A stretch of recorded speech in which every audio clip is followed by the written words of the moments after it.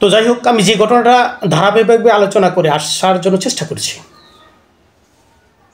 এই যে আনুগত্যের মূল হচ্ছে প্রেম, মহব্বত, ভালোবাসা। এটা কি পর্যায়ের হবে? আল্লাহর ইচ্ছা বা অভিপ্রায়ের মধ্যে। এই ঘটনাগুলোর মধ্যে একটা ঘটনা আল্লাহ নবী আইয়ুব আলাইহিস সালামের ঘটনা আমরা উল্লেখ করতে পারি। কোরআন মাজিদের মধ্যে বিস্তারিত না থাকলেও কোরআন মাজিদ তো সংক্ষেপ আকারে মূল বিষয়গুলো আলোচনা করেছে। এগুলো বিস্তারিত আমরা বিভিন্ন ঘটনার প্রেক্ষাপটে বুঝতে পারি। স্বীকৃত, যেহেতু কোরআন মাজিদ বর্ণনা করেছে, এটি স্বীকৃত ঘটনা, শুধু সত্যতা যাচাই একটা বিষয় থাকে, অনেকে অস্বীকার করেন, সেদিকে আমার আলোচনার বিষয় না। আলোচনা হচ্ছে কোরআন মাজিদ সরাসরি যেভাবে আছে আইয়ুব নবী বা আইয়ুব আলাইহিস সালাম সম্পর্কে আল্লাহ রাব্বুল আলামিন যেভাবে বলেছেন, অনেক ঘটনার মধ্যে এরকম সংক্ষেপটা কিছু কথা আছে। আল্লাহ নবী আইয়ুব যখন আল্লাহর কাছে প্রার্থনা করলেন যে হে আল্লাহ, শয়তান আমাকে বিপদে বা মুসিবতে ফেলেছে বা দুঃখ কষ্টে ফেলেছে, এরকম আবদার করেছিলেন। আল্লাহ রাব্বুল আলামিন বলেছিলেন যে তুমি একটা নির্দিষ্ট স্থানের কথা বললেন, ওই পাহাড়ি পাদদেশে ওই স্থানে যাও, তোমার পায়ের গোড়ালি মারো, আঘাত করো, সেখানে ঝর্ণা বের হবে, সেখানে সুপেয় পানীয় পান করার পানি পাবে এবং গোসল করার জন্য, আসল ধৌত করার জন্য পানি পাবে, রোগ মুক্তির জন্য একটা ব্যবস্থা করবে সেখানে, সেই ঝর্ণা থেকে এরকম একটা পানি বের হবে।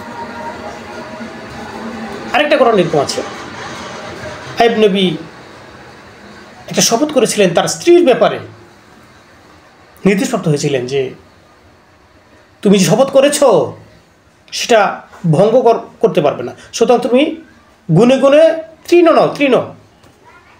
শুকনা তৃণ, এই লতা পাতা যেটা বলি, এই লতা, এগুলো নিয়ে তোমার স্ত্রীকে আঘাত করো, তাহলে তোমার শর্ত পূরণ হয়ে যাবে, অঙ্গীকারটা পূরণ হবে। এরকম বিক্ষিপ্ত একটা আলোচনা আছে কোরআন মাজিদে, আপনি খুঁজে দেখবেন বাছে। এতটুকু এভাবে আলোচনা বিক্ষিপ্তভাবে আমি বললাম যে কথাটা আল্লাহ নবী আইয়ুব আলাইহিস সালাম ঘটনার প্রেক্ষাপটে আল্লাহ রাব্বুল আলামিনের প্রতি যে তার যে আনুগত্য, তার যে ভালোবাসা কতটুকু, এটা বোঝানোর জন্য সে অনেক ধনাঢ্য একটা স্থানগত রাজা বাদশার মতো ছিলেন। আল্লাহ রাব্বুল আলামিন তাকে নিঃস্ব করে দিয়েছেন, তার শরীরে রোগ দিয়েছেন, একটা অসুখ, এমন অসুখ দিয়েছেন যেটা কুষ্ঠ রোগ বলি আমরা, শরীরে পচন, ঘা, এটা রোগ দিয়েছিলেন, যার ফলে তার অর্থ সম্পদ ক্ষয় হয়েছে, যার ফলে তার বিভিন্ন পারিপার্শ্বিক চাকর বাকর নকর যারা আছেন সরে গিয়েছেন। তার স্ত্রী আমরা রহিমা নামে চিনি, পরিচিত রহিমা নামে আসছে, রহিমা। যাই হোক, তার স্ত্রী মতান্তর থাকলেও এ ব্যাপারে আমরা যেটা পরিচিত সেটাই কথা বলছি, রহিমা। তার স্ত্রী তার সেবা শুশ্রূষা করেছেন আল্লাহ নবী আইয়ুব আলাইহিস সালামের। অবশেষে যখন তার শরীরে দুর্গন্ধ ছড়িয়ে পড়ে, তার প্রতিবেশীরা তাকে বাড়ি থেকে তাড়িয়ে দেয়, পাহাড়ে চলে যায়, পাহাড়ের পাদদেশে অবস্থান করে লতা পাতা খায়, তার স্ত্রী তার সেবা শুশ্রূষা করে, এমনকি দেখা গেছে খাদ্য খোঁজার জন্য সে বিভিন্ন পাড়া মহল্লায় ভিক্ষা করত, সাহায্য প্রার্থনা করত। আপনি চিন্তা করতে পারেন, আল্লাহ নবীর স্ত্রী,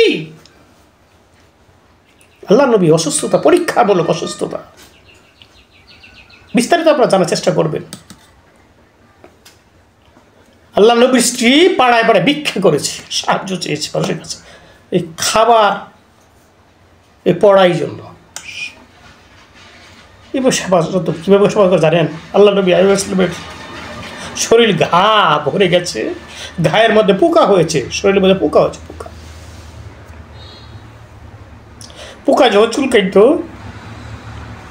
আল্লাহ নবী আইয়ুব আলাইহিস সালাম কষ্ট পেতেন, কুসকুস করতেন। আমার একটা এই গায়ের মধ্যে তার জিহ্বা লাগিয়ে দিয়ে, জিহ্বা নাড়া দেয় নাই, জিহ্বা নাড়া দিলে কষ্ট পাবে, মাংস উঠে যাবে, পচন, জিহ্বা চাপ দিয়ে ধরে রাখতো, যে জায়গায় বেশি চুলকাতো সে জায়গায় পোকায় কামড় দিত, তো সে জায়গায় জিহ্বা ধরে রাখতো, তার জিহ্বার গরম লালা সেখানে পড়তো, পরে পোকাগুলো শান্ত হতো, ওই যে গরম যে লালাটা পড়তো, এই জন্য আরাম পেতেন আল্লাহ নবী আইয়ুব আলাইহিস সালাম। এইরকমভাবে সব আপনি চিন্তা করতে পারবেন। অথচ আল্লাহ নবী আইয়ুব আলাইহিস সালাম ধৈর্য ধরেছিলেন, কিন্তু এই অনেক কষ্টের মধ্যে তার স্ত্রী যে পাড়া মহল্লা যেত, দুষ্ট শক্তি, অপশক্তি, যেটাকে আমরা শয়তান বলি, এমন একটা অবস্থান করেছিল। একদিন দিনের বেলা খাবার নাই, নিজেরও ক্ষুধা, স্বামীর ক্ষুধা, ব্যবস্থা করতে পারছে না। বেলা শেষে ছদ্মবেশ একটা ব্যক্তি তাকে বলেছিল, তার আকুতি মিনিতে দেখে, যে তোমার মাথার চুল যদি তুমি কেটে দাও তাহলে তোমাকে কিছু সাহায্য করা হবে। বিবি রহিমা ওই সময় তার মাথার চুল কেটে দিয়েছিলেন, দিয়ে কিছু খাদ্য গ্রহণ করেছিলেন। তার স্বামীর কাছে যখন আসে, পরক্ষণে ওই ছদ্মবেশী অপশক্তি, দুষ্ট শক্তি, যে আমরা শয়তান বলি, আল্লাহ নবী আইয়ুব আলাইহিস সালামকে বলেছে যে তোমার স্ত্রী সমাজের মধ্যে একটা অনৈতিক কাজ করেছে, যার জন্য প্রতিবেশী পাড়া মহল্লার লোক তোমার স্ত্রীর চুল কেটে দিয়েছে, দেখো আমার সত্যতা না মিথ্যা সেটা মিলিয়ে নিবে, এভাবে অভিযোগ করেছিল। আল্লাহ নবী আইয়ুব আলাইহিস সালাম এই কথা শোনা মাত্র, মানুষের একটা গুণ ছিল তো নবীর বললেও, যে আমার স্ত্রী যদি সেরকম অনৈতিক কোনো কাজ করে থাকে তাহলে আমি তাকে 100 দূরা মারব। দূরা মারার একটা ব্যবস্থা সে শপথ করেছিলেন, অঙ্গীকার করেছিলেন। সত্যি সত্যি এটা মনস্তাব করেছেন। আর ওই দিন আল্লাহ রাব্বুল আলামিন তার শরীরের মধ্যে একটা অবস্থান, আল্লাহ বিবি আসার আগ মুহূর্তের ঘটনা এরকম ঘটেছে। আচমক কি, আল্লাহ নবী আইয়ুব আলাইহিস সালাম বসে আছেন, একটা পোকা তার শরীর থেকে খসে অন্যদিকে চলে যাচ্ছে। আল্লাহ নবী আইয়ুব আলাইহিস সালাম সেই পোকাটা হাতে তুলে ধরে শরীরে বরাবর শরীর লাগিয়ে দিয়ে বলেছে, চলে যাও কেন?